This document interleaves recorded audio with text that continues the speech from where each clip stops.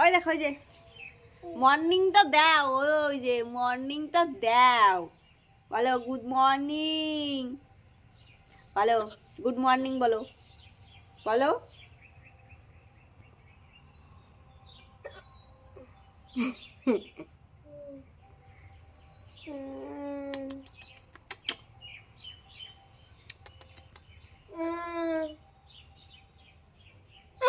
তো এখানে তো দেখতেই পারছো আমার ছেলে একটু অসুস্থ হয়ে গেছে, ওর শরীর ভালো না। ও আগের দিন মাটন খেয়ে ওর শরীরটা দুর্বল হয়ে গেছে, মানে পেটে ভীষণ পরিমাণে গ্যাস হয়ে গেছে, বমি করছে আর বারবার পটি করছে।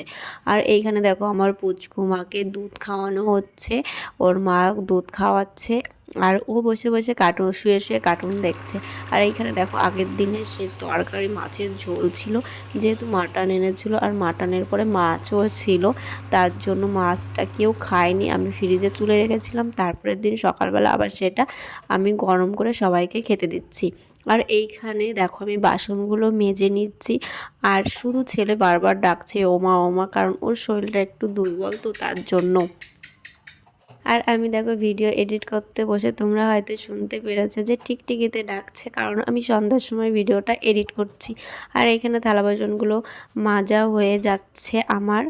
আর যেহেতু আমি জলদি জলদি করছি, ছেলেটারও শরীর ভালো না, শুধু বারবারই ডাকছে আমাকে। আর এইখানে দেখো চলে এসেছি ঘর মুছতে, যেহেতু ঘর না মুছলেও নয়। আসলে কি বলতো, গ্রামের বাড়ি তো, পাশেই রাস্তা আর ধুলো আসে প্রচুর পরিমাণে, যেহেতু রোদ্দুরটাও ভীষণ ভীষণ পরিমাণে রোদ্দুর দিচ্ছে আর রাত্রিবেলা দিচ্ছে ঠান্ডা, আর ভোরবেলার দিকেও ঠান্ডা পড়ছে, সেই জন্য ঘরটর একটু ধুলো ধুলো হয়ে যাচ্ছে, যেহেতু উঠোনে গোবর দেওয়া পড়ছে না। আর আমাদের তো গরু গরু নেই, যেহেতু লোকের বাড়ি থেকে গরু গোবর আনতে হয়, তো কদিন ধরে আনাও হচ্ছে না, উঠোনে গোবরও দেওয়া হচ্ছে না, তার জন্য উঠোনেও ধুলো ধুলো পড়ে গেছে। আর এইখানে দেখো আমার ননদিনী রান্না করবে হচ্ছে আমার পুচকুমার জন্য দুধু, আর ওর জন্য খাবার রান্না করবে। তো এইখানে ওর মুখটা ঢেকে ফেলেছে, দেখাচ্ছে না, বলছে আমি লজ্জা পাচ্ছি। তো আমি দুপুরের রান্নাও শুরু করে দিয়েছি। এইখানে হচ্ছে কুমড়ো ডাঁটা দিয়ে মাছের ঝোল হবে, আর আলাদা মাছ এনেছে, কী মাছ যেন, বেলে মাছ। তো সেই বেলে মাছটা আবার মা কিন্তু পাতায়ও দিচ্ছে, এই দেখো মা বা হচ্ছে বাইরে গিয়ে উনানে পাতায় দেবে।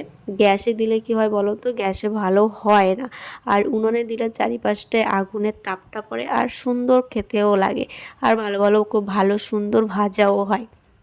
আর এইখানে দেখো ছেলেকে আমি খাইয়ে দিচ্ছি, আর ও কিন্তু বেলা 1টা পর্যন্ত ঘুমিয়েছে, ঘুমিয়ে এখন উঠেছে ঘুম থেকে, উঠেছে তারপরে আমি লেবু দিয়ে ওকে কটা ভাত খাইয়ে দিচ্ছি, কারণ ও সারা রাত ঘুমাতে পারেনি তার জন্য। আর দেখো সন্ধ্যার সময় চলে এসেছি মিক্সচার করতে, হচ্ছে চাল আতপ চাল গুঁড়ো করতে এসেছি, কারণ বাড়িতে বানাবো হচ্ছে পিঠে, ননদ পিঠে খেতে চেয়েছিল। তো সন্ধ্যার দিকে আমি বসে পড়েছি চালের গুঁড়ি করতে, আর গুঁড়ি করার পরে সেগুলোকে মা বানাবে পিঠে, আর আমাকে বলেছে তুমি গুঁড়িগুলো করে ফেলো, আমি তারপরে রাত্রিবেলা পিঠেগুলো বানিয়ে দেবো। তার জন্য আমি গুঁড়ি করতে বসে পড়লাম। আর এখন একটাই সুবিধা হয়েছে কি, আগে তো ঢেঁকিতে চাল করতে হতো, আর এখন ঢেঁকিতেও চাল করতে হয় না, যখন ইচ্ছে তখনই আমরা খেতে পারি, কারণ বাড়িতে একটা মিক্সার থাকে, আর সেই মিক্সারটা তো এখন প্রত্যেকটা ঘরে ঘরেই আছে, তার জন্য কোনো অসুবিধা হয় না, ইচ্ছা হয় যখন তখনই খেতে পারি। আর আগে অনেক সময় পর, অনেক দিন পর আমরা খেতে পারতাম, কখন কার ঢেকি আছে খুঁজে মুছে বেড়াতাম। দিচ্ছি মা, ভালো। এইবার তো পিঙ্কি ধরা পড়ে গেছে। এই দেখো, একটু চুপ কর, একটু কথি দে আমারে। আমাদের বাড়িতে সাজের পিঠে বানিয়েছে, এই যে আমাদের বাড়িতে পিঠে বানানো হয়েছে, আর হচ্ছে যে গুড়, গুড়ের কালারই অন্যরকম। ও শুধু দেখবে, ও আগে দেখবে, ও ওর আগে দেখবে। ওলে বাবা রে, আর একটু জিভ ভাঙাও মা, ও একটু জিভ ভাঙাও, একটু জিভ ভাঙাও মা, এই যে তাকাও। অরিশের মুখ কালো কেন বাবা? অরিশ তার জন্য মুখ কালো, অরিশ আজকে পিঠা খেতে পারবে না। ওরে বাবা রে, লাগে বাবা লাগে, সরো।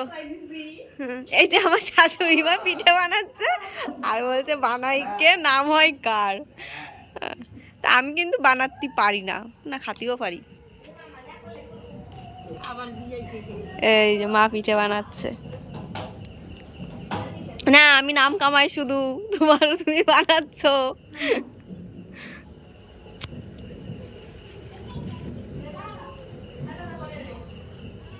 তারপর চলে এসেছি আমাদের পাশের বাড়ি, একটু অনুষ্ঠান হয়েছিল সেই অনুষ্ঠানে।